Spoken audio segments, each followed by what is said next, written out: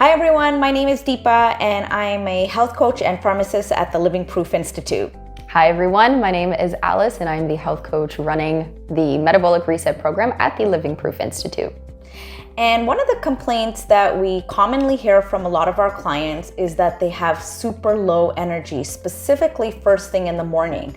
So today we wanted to hop on here and share with you 6 very simple and practical strategies that you can utilize to help you improve your energy first thing in the morning. So one of the most important things that you can do for yourself is to make sure you are keeping hydrated throughout the day.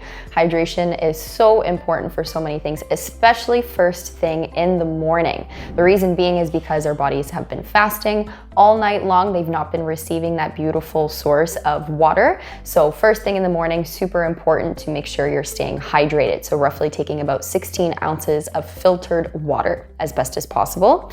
And so what that's gonna do is it's gonna help you to detox, and it's also gonna help move those bowel movements as well. So with the extra hydration, you're able to have more effective bowel movements, and bowel movements are super important for multiple different things, but one of the biggest things being to metabolize estrogen and get rid of excess estrogen in the body.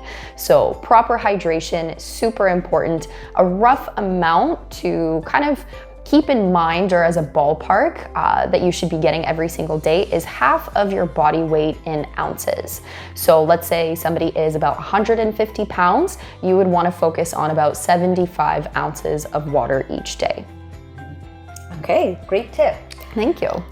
Next thing that you would want to try is getting sunlight exposure, within an hour of waking up. And the reason why that's so important is because it can really help reset our sleep clock. So our sleep is aligned with the sun, and so are a lot of our hormones. So when we get that morning sunlight exposure, then our bodies and a lot of our hormones are going to be more in sync with the circadian clock, so to speak.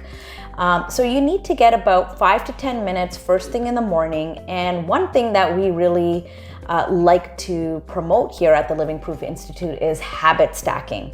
So Alice was just talking about hydration. So you can drink that glass of water when you first wake up outside. And now I know, in the winter months, this can be a little more difficult. And, it doesn't really need to be that long. It like I said, it can be anywhere from 5 to 10 minutes, but even if you get like 2 to 3 minutes up to 5 minutes, that's going to be beneficial for you. So it's really going to help reset your circadian clock, help you get better sleep, because poor sleep is something that we commonly hear from a lot of our clients who are experiencing perimenopause and menopause, and we really want to make sure you get proper sleep for proper hormonal balance as well. Amazing points. And actually, I love that you touched on the habit stacking, because point number 3 is actually taking a 10-minute walk or stretch. And so, that's important for numerous reasons, but to keep this routine kind of as effective as it can be and as minimal time required, we recommend habit stacking. So what you can do is take your morning water, take it outside with that morning sunshine, and then you can layer on top and even add in a walk. So within 5 to 10 minutes, you are getting all 3 of these habits in, which is amazing. You're not creating extra time and extra space. You're compounding it to fit in all these things in a brief time frame, still being super effective. So for the walk, super important in the morning because our cortisol levels are actually highest first thing in the day. So if we can get some movement in, we can suppress our caffeine intake for a couple of hours. That's what's going to help give us that abundant energy all day through. We're going to kickstart those energy centers with the sun and with that movement, because it's going to stimulate blood flow into our bodies, and it's going to get our muscles working. It's going to get us warmed up. So 10-minute walk, start with 5 minutes. If that's all that you can do, if that's where you're starting from today, even a simple 5-minute walk around the block, or even doing some calf raises or anything, even just outside in your backyard or on your balcony, whatever is accessible to you. Stretching is also amazing at relaxing the muscles while also also still stimulating them, which is all gonna help with that energy, especially first thing in the morning. And what's cool about it is when you stack all three of those things, you get consistent energy all day through. It's not just for that morning period. So 5 to 10 minutes of a walk or a stretch. And if you can start stacking those habits, we recommend it. It's gonna make a tremendous increase in your energy. Thanks for sharing that. So keeping with the habit stacking theme, another thing that can really help with just overall energy and motivation, like a lot of the clients we speak with really struggle with motivation and just that sense of lethargy. And one of the things that we find can really impact people when it comes to low energy, poor focus, low motivation is the fact that first thing that they do when they wake up is they check their phone and they're kind of scrolling their phone, and that can really deplete a lot of your neurotransmitters and set you up for poor energy and poor focus throughout the day. So first thing in the morning, when you grab that glass of water, when you go outside to get that sunlight, and maybe you're doing all of that together with a walk, do it without your phone. Right? So go for a walk without your phone, without any distractions, and really just try to keep those first few minutes in the morning sacred to yourself,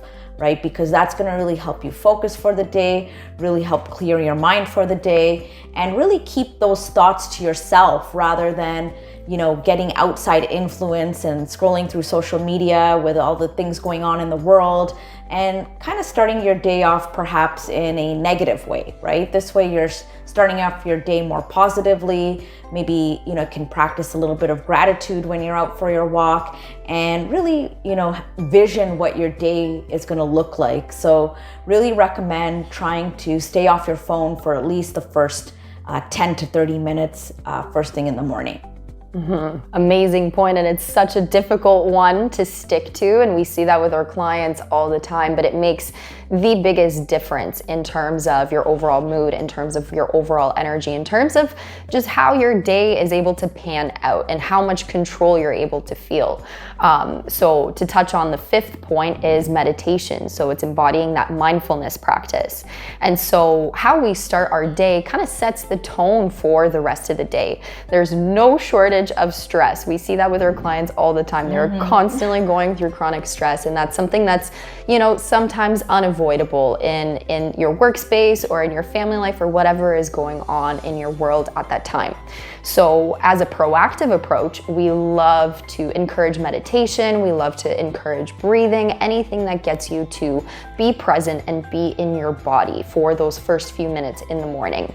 What that's gonna do is gonna redirect your focus into what it is that you actually want to cultivate in that day, in that week, in that month, whatever that time frame is for you. You set the tone by giving yourself 5 to 10 minutes in the morning of silence, or you can do a guided meditation if that's where you want to begin. So that mindfulness practice is super important in having your body understand the state of mitigating stress, so that before you even reach those high stress, chronic stress states, your body is now programmed to come back down into a more relaxed state with that daily and consistent, let's say 5 to 10 minute meditation habit that you implement. So it's all that it takes. That's all where we want our clients to start. And it only takes about 5 to 10 minutes to reap the benefits, which is amazing. If you want to go longer, do it to your heart's content. But super important in terms of managing cortisol levels, which then of course impact your adrenals. So it's when we see clients, super stressed out or when they feel like they don't have the time to add in a meditation, let's say, that's when they need it the most. So if you are feeling like I don't have time for all of this, there's so many other things, then that is when I encourage you to take the time for yourself. Let it start with 5 minutes and watch how the rest of your day aligns and how differently you're able to see the day and how differently you're able to focus. Great point. Yes. And so lastly is coffee, right? So I'm sure many of you, first thing in the morning, you may, reach for that cup of coffee.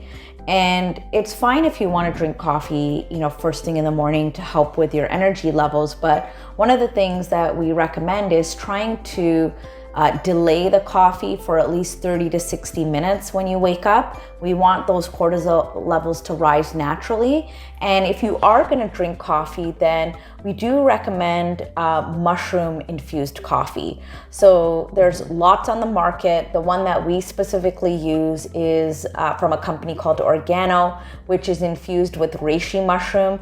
And the reason why we like that is because the reishi mushroom really helps to stabilize your energy levels. So instead of, with regular coffee, it's a stimulant, it really spikes your energy levels. And then, a lot of people experience a crash and feel like they need to grab another cup of coffee. And, before you know it, you're on your fourth, fifth cup of coffee for the day. Whereas with the mushroom coffee, specifically when it's infused with reishi mushroom, it keeps your energy levels more stable. So you probably will only need that one cup of coffee instead of reaching for multiple cups throughout the day. Reishi mushroom is also great for modulating your immune system, really helps to support your adrenals, which is a big issue with a lot of women who are in perimenopause and menopause. Their adrenals are burnt out or exhausted. Mm-hmm. So the reishi mushroom really helps to support the nervous system and the stress response. And then, if you don't drink any coffee, kind of alluding to Alice's previous point with regards to meditation, one of the things that we teach our clients to do is, not specifically with meditation, but with breath work, is to implement a specific type of breath work called yogic coffee, which is basically using your breath to help with increasing energy levels rather than using coffee. So it's a very specific practice, and maybe we can go into that in another video in terms of how to implement that specific breathing technique to optimize your energy levels if you don't want to reach for that cup of coffee as well. So those are our 6 tips. I hope you enjoyed them. If you did, please make sure to like and subscribe and watch the next video for more helpful tips. Thanks for watching, everyone. Bye for now. Bye for now.